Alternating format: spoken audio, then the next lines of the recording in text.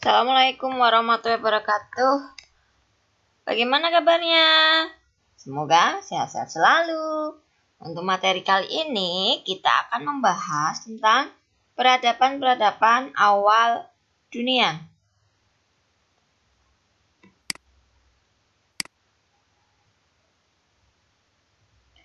Yang pertama adalah peradaban Mesopotamia, yaitu tahun 5000 sampai 330 sebelum Masehi ya.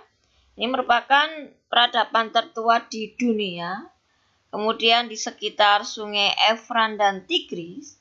Kemudian bangsa-bangsa yang hidup di wilayah Mesopotamia.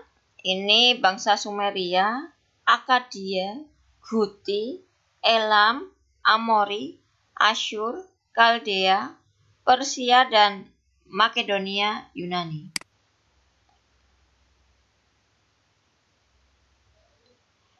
Tabah yang pertama, bangsa Sumeria. 3 periode dalam sejarah bangsa Sumeria, yakni periode Ubaid, kemudian Uruk, dan Jemdet. Nah, ini ada beberapa peninggalan-peninggalannya ya. Ini ada mangkuk samaran dari periode Ubaid tahun 4000 sebelum Masehi. Kemudian ada tulisan cuneiform dikenal pada awal periode Uruk. Kemudian patung laki-laki yang sedang berdoa, ini dari periode Jamdet Nas.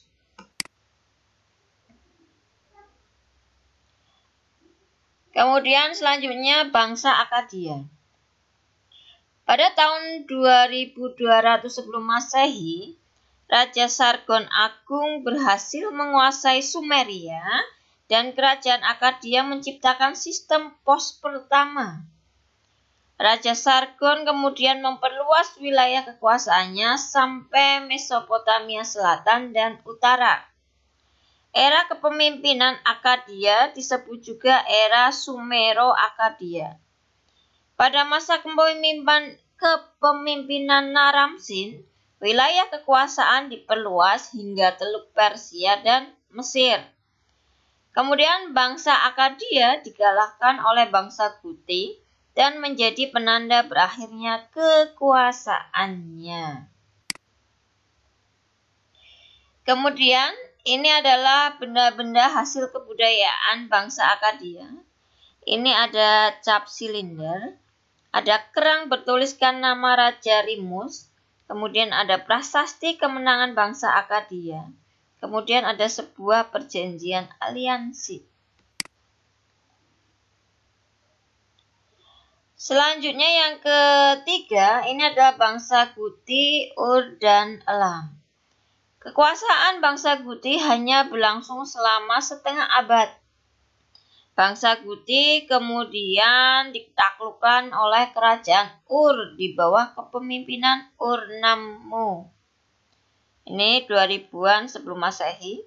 Kemudian bangsa Ur kemudian ditaklukkan oleh bangsa Elam dari Persia pada tahun 2002 sebelum Masehi.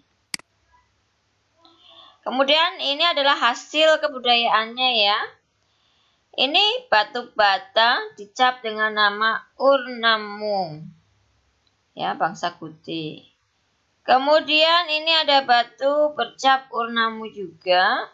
Kemudian di sini ada relief dari periode Elam.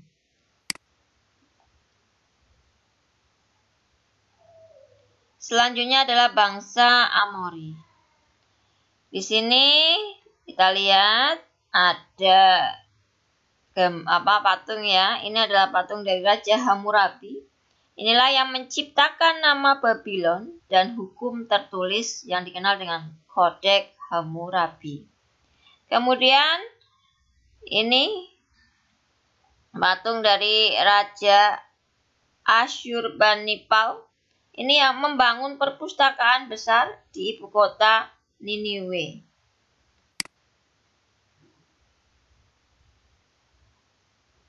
Kemudian ada bangsa Kaldea. Bangsa Kaldea ini adalah membangun kembali kerajaan Babylon dan mengganti namanya menjadi Babilonia baru. Puncak kejayaannya dicapai pada masa pemerintahan Nabukadnezar tahun 604 sampai 561 sebelum Masehi. Mesopotamia mengalami kemajuan dalam bidang arsitekturnya. Kemudian dibangun sebuah taman gantung yang megah di atas bukit. Ya, gambarnya ya. Jadi peninggalan dari Babilonia baru ini adalah taman gantung. Kalau Babylon lama itu adalah adanya Kodek Hammurabi. Selanjutnya adalah bangsa Persia dan Yunani. Pada masa kepemimpinan Raja Kores, Persia mampu menaklukkan Babilonia baru. Pada masa Darius III, tahun 336 sampai 330 sebelum Masehi, Persia mengalami kekalahan dari Alexander Agung dari kerajaan Makedonia, Yunani. Kemudian akhirnya apa? Mesopotamia dikuasai oleh Yunani. Kemudian di masanya Alexander Agung ini, dia mengeluarkan kebijakan Helenisasi di Mesopotamia, jelas dengan tujuan agar pengaruh Yunani ini ada di Mesopotamia, kemudian agar negara-negara di Mesopotamia atau wilayah-wilayah di Mesopotamia ini tunduk kepada Yunani.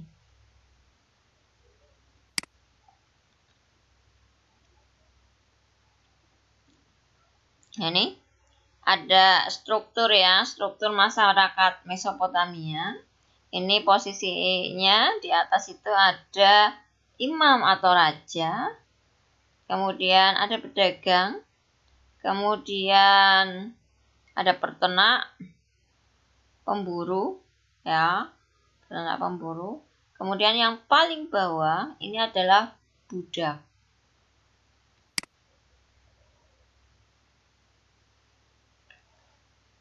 Selanjutnya adalah peradaban Mesir kuno, ini tahun 3100 sampai 27 sebelum Masehi.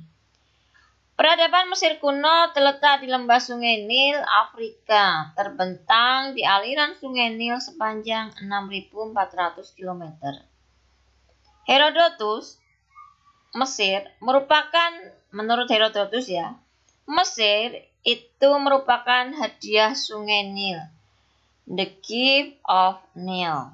Ya, Mesir itu ya. Kemudian terungkapnya peradaan Mesir kuno berkat penemuan batu tulis, batu Rosetta oleh pasukan Napoleon.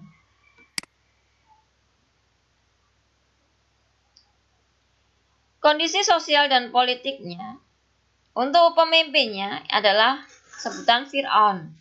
Fir'aun adalah pemimpin tertinggi yang berwenang membuat hukum. Kemudian ada Wasir, adalah penasehat dan tangan kanan utama Fir'aun yang terkadang berperan sebagai imam agung. Kemudian ada bangsawan, adalah golongan berkuasa di kota Mesir yang relatif berstatus otonom. Kemudian imam bertanggung jawab membuat para dewa senang. Selanjutnya ada peradaban Mesir, masih peradaban Mesir kuno ya. Ini hasil kebudayaannya. Ini untuk kepercayaannya ya. Ini mereka menyembah banyak dewa atau politeisme. Ini salah satunya adalah dewa Amun-Ra, dewa yang dipuja oleh masyarakat Mesir kuno. Kemudian ada kemampuan untuk bertaninya dengan sistem irigasi yang baik. Kemudian teknik pembuatan roti oleh perempuan Mesir kuno. Kemudian ada Sphinx, patung berbadan singa, berkepala manusia. Nah, ini untuk menjaga piramida. Kemudian ini alat peramal yang dibuat untuk melihat penampakan di langit. Selanjutnya adalah peradaban Yunani kuno. Ini tahun 800 sampai 146 sebelum Masehi. Terdapat dua peradaban yang mengawali terbentuknya peradaban Yunani, yaitu peradaban Pulau Kreta dan peradaban Mykenae. Peradaban Yunani kuno ya. Kondisi sosial dan politik. Terdapat 3 periode dalam peradaban Yunani, yaitu periode Arkais, kemudian periode Yunani klasik, kemudian periode Yunani Helenistik. Ini periode Arkais. Terbentuknya negara-negara polis. Ini ada polis Sparta dan polis Athena ya, yang lebih kuat dibandingkan dengan polis yang lainnya. Sparta ini berfokus pada pengembangan militer. Sparta ya. Sedangkan Athena ini berfokus pada pemerintahan dan ekonomi. Sehingga Sparta ini kalau untuk bentuknya ini polis yang militeristik ya. Kemudian kalau Athena ini demokrasi. Kemudian periode Yunani klasik terjadi 2 peperangan besar antara Yunani Persia dan Sparta Athena. Peperangan ini berakhir dengan dikendalikannya Yunani oleh Sparta. Selanjutnya adalah periode Yunani Helenistik, yaitu perpaduan antar budaya Yunani, Persia, dan Mesir sejak berkuasanya Alexander Agung. Tujuannya untuk menjaga kesetiaan serta memperkuat persatuan antara Yunani dan wilayah yang dikuasainya.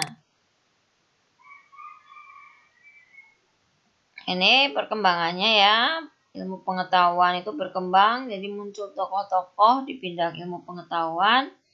Kemudian juga arsitekturnya, ini ada arsitektur gaya Doria, kemudian gaya Ionia, kemudian ada gaya Korintian, ya.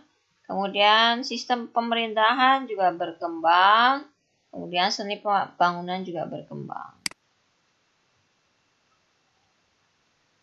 Selanjutnya adalah peradaban India kuno, tahun 2800 sampai 185 sebelum Masehi. Nah, ini terletak di sepanjang sungai Indus dan Hagar-Hakra. Jadi, kenapa ya peradaban itu berkembang di aliran sungai? Karena pada waktu itu orang-orang bergantung pada aliran sungai terkait dengan transportasi, terkait dengan kesuburan tanahnya, kemudian kaitannya dengan menggarap lahan, sumber airnya, jadi sepanjang sungai. Nah, pusat peradaban di kota kuno di Mohenjo-daro, ya, Provinsi Sindhu di Pakistan dan Harappa, Punjabi. Peradaban kuno ini diperkirakan dibangun oleh bangsa Dravida. Jadi, peradaban India kuno ini berkembang di kota Mohenjo-daro dan Harappa. Kemudian, kondisi sosial dan politiknya, bangsa Arya datang pada tahun 2000 sampai 1500 sebelum Masehi. Ini membuat bangsa Dravida tersingkir dari rumahnya sendiri. Kemudian bangsa Arya membuat sistem kasta. Jadi ada kasta Brahmana, ya, para pendeta, ya. Kemudian ada kasta Ksatria, raja, bangsawan. Ini Waisya, para pedagang. Ini Sudra, para budak. Kemudian periodisasi peradaban India kuno. Peradaban yang pertama di sini adalah peradaban di Mohenjo-daro dan Harappa. Kemudian zaman Weda, zaman Brahmana, zaman Upanishad, kemudian zaman Buddha. Kemudian hasil kebudayaan India kuno.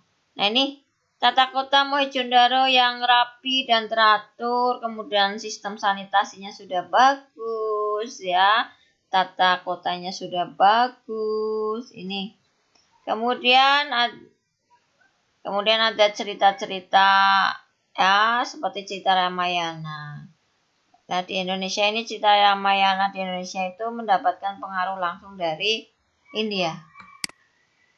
Selanjutnya adalah peradaban Tiongkok kuno. Ini tahun 1750 sampai 206 sebelum Masehi.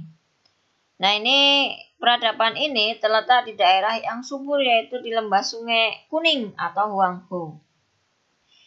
Kenapa dinamakan Sungai Kuning? Karena di sungai tersebut itu hidup plankton yang bisa mengeluarkan cahaya yang kelihatan seperti berwarna kuning. Kemudian kandungan sungai ini juga sangat subur karena ketika banjir ini membawa endapan-endapan lumpur aluvial ya. Kemudian terdapat sekiranya 3 dinasti besar ya. Jadi masih ada dinasti yang lainnya, tapi yang 3 yang besar itu ada dinasti Shang, dinasti Qin, dan dinasti Han.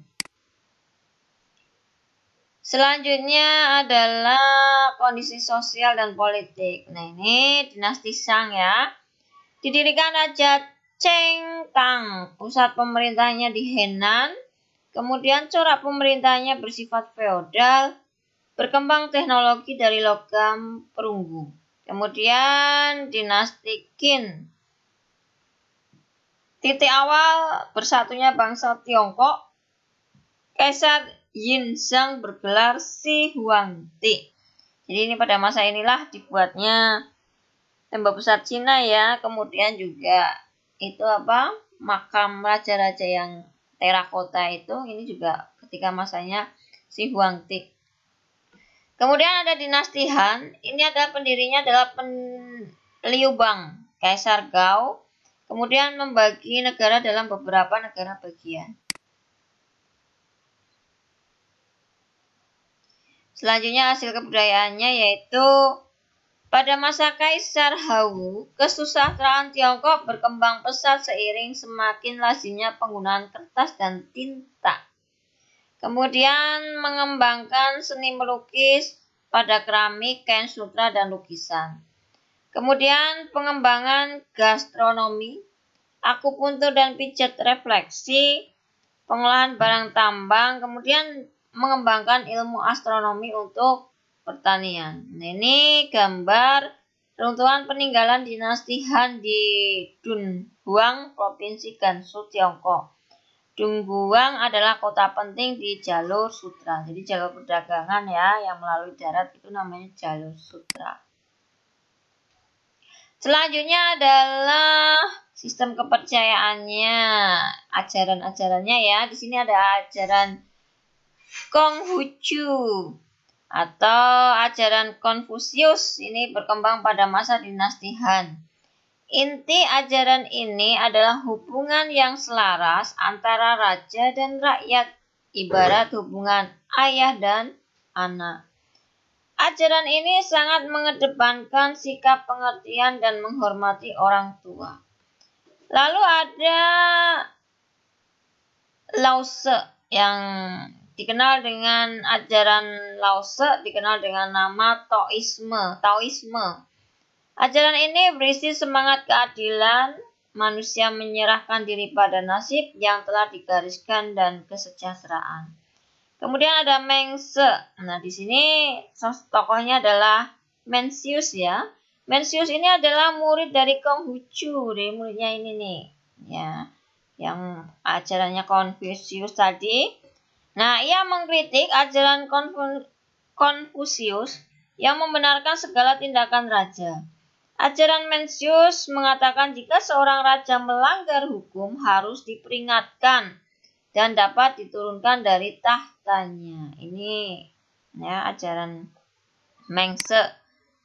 Selanjutnya adalah pengaruh peradaban Tiongkok terhadap kebudayaan Indonesia. Nah, ini Islam dipercaya ke Nusantara oleh orang Tionghoa melalui pelayaran yang dilakukan oleh Laksamana Cheng Ho. Kemudian makam-makam Indonesia banyak mendapat pengaruh Tiongkok. penggunaan uang kepeng dan seni lukis pada keramik. Kemudian gaya berbusana Tiongkok pun memengaruhi gaya busana di Indonesia. Kemudian keramik Tiongkok dengan menggunakan teknik glasir. Selanjutnya adalah peradaban Romawi.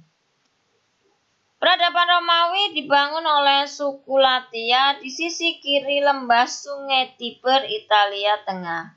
Kemudian kondisi politik Romawi terbagi menjadi 3 zaman, yaitu kerajaan republik dan kekaisaran. Selanjutnya adalah terkait dengan kondisi sosial dan politik, yaitu periode kerajaan ini tahun 750 sampai 510 sebelum Masehi. Ini dilakukan pembaruan kalender Romawi dengan penambahan bulan Januari dan Februari pada masa Raja Numa Pompilius.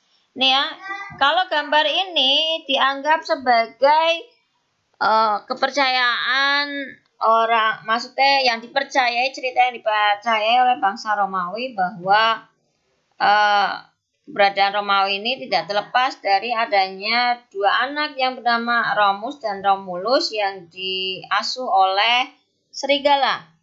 Kemudian ada periode republik, yaitu tahun 509 sampai 557 sebelum Masehi. Ini terdapat 3 lembaga penting pada masa ini, yaitu konsul, senat, dan majelis kuria. Kemudian yang ketiga yaitu masa kekaisaran 27 sebelum Masehi sampai 1453 Masehi. Jenis pemerintahannya adalah autokrat, yaitu berpusat pada 1 orang. Selanjutnya adalah kondisi sosial dan politiknya. Pada awalnya bangsa Romawi kuno masih memuja roh atau animisme. Sistem kepercayaan Romawi mulai berubah setelah masuknya pengaruh Yunani yang memuja banyak dewa. Agama Kristen pun mulai masuk ke Romawi dan berkembang pesat hingga menjadikan kota Roma sebagai pusat agama Katolik. Nah ini ya kebudayaannya ya, kesusastraan, kemudian bangunan, kemudian pendidikan juga muncul tokoh-tokoh ya, kemudian kemiliteran.